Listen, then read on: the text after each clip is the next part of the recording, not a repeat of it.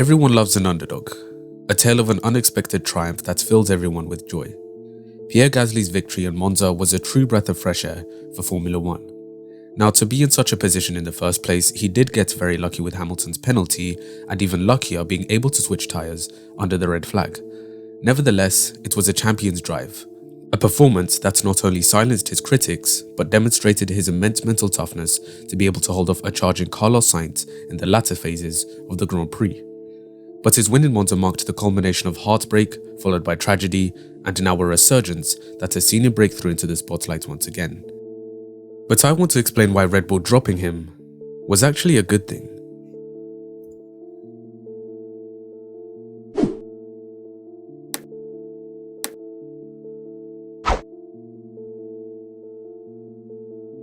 When Daniel Ricciardo announced his retirement after the 2018 Hungarian Grand Prix, Red Bull needed a driver who was fast enough to deliver solid results on a consistent basis, but also willing to play second fiddle to Max Verstappen. As a result, they chose Pierre Gasly due to his strong performance in 2018 in the Toro Rosso, arguably the second slowest car on the grid. But as we all know, he never really got to grips with the Red Bull and couldn't maintain a close gap to Verstappen.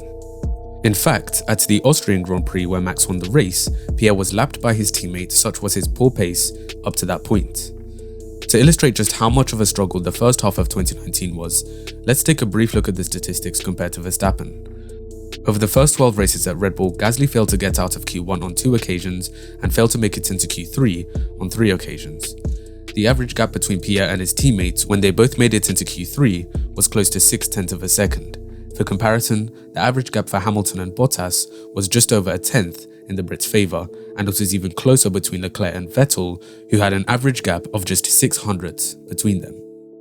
There were also a lot of fluctuations in his race performances, and he failed to secure solid points on a consistent basis.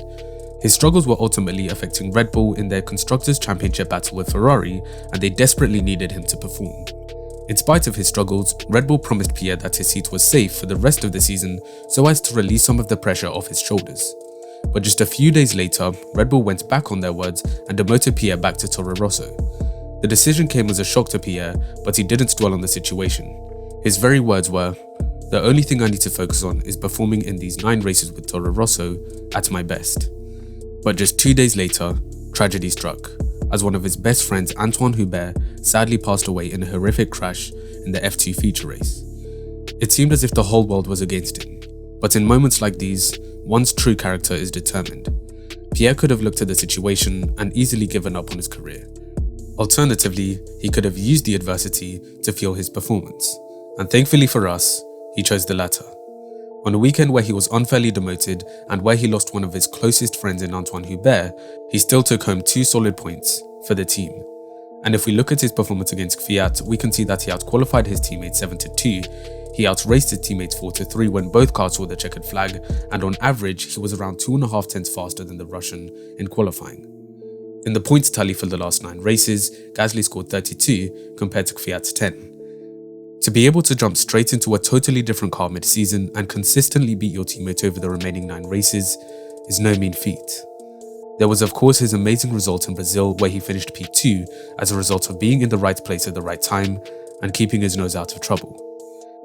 At the end of the season, Pierre said the decision by Red Bull came as a shock and he was angered by it, considering they had promised his seat was safe. But he didn't let the noise around him negatively affect his performance.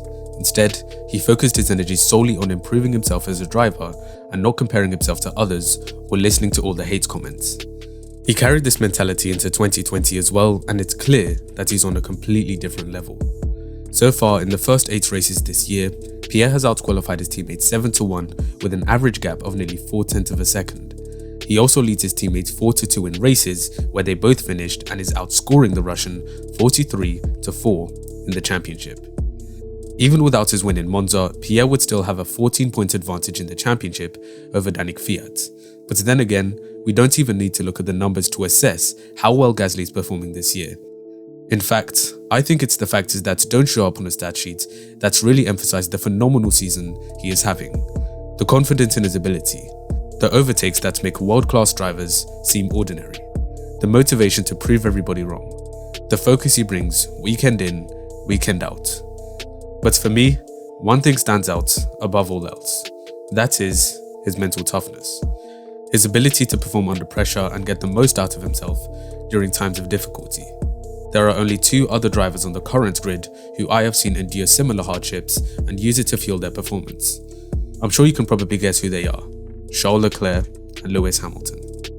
Pierre Gasly may not be on the same level as these two in terms of talent, but he's proving that he's just as mentally strong as these guys, and through more hard work and perseverance, I can genuinely see Pierre winning a championship over his fellow young drivers. Right now, I think he's the 3rd best driver under 25 years old, just behind Verstappen and Leclerc. But if he continues to improve race by race and deliver outstanding performances like in Monza, the top teams could very well be fighting for him in the future. So just to bring this back to the title of this video, why do I think Pierre's demotion was the best thing to happen to him? Well, one reason is the environment. Red Bull treated him disrespectfully, and in general, the environment within the team was very toxic for him, especially as he was forced to play second fiddle to Verstappen. At AlphaTauri, he is being given everything he needs to perform at his best in a more relaxed environment. Knowing that he has the full support and backing from the team really lifted his confidence last season, and even more so this season. But the second reason why his demotion was good is because he has used it as fuel to prove to Red Bull they were wrong about him. He has turned the negative experience into something positive. To quote the man himself, "It was a tough moments last year. As a child, I grew up with 4 older brothers and had to go through quite difficult moments, which helped me build a strong character. I always had to fight for everything I wanted. I always in some way managed to turn that negative energy into something positive. I knew what happened last year. Deep inside me, I felt hurt and I didn't feel it was fair. I really wanted to make a clear point in that moment. Look, I know I'm fast, I know I can deliver, I know I've been fighting for victories, for pole, for championships in my early years, and that's what I want in Formula 1. Many high-level athletes share the same sentiments as Pierre. The greatest basketball player of all time, Michael Jordan, once advised, always turn a negative situation into a positive situation. Pierre's redemption story has injected life into Formula 1, and hopefully his success will open new doors of opportunity in the future. I hope you all enjoyed. Please like, share, and subscribe to the channel if you're new to enjoy plenty more videos in the future. Leave your thoughts on Pierre's comeback and any feedback for these videos in the comment section below. And as always, I'll see you in the next one.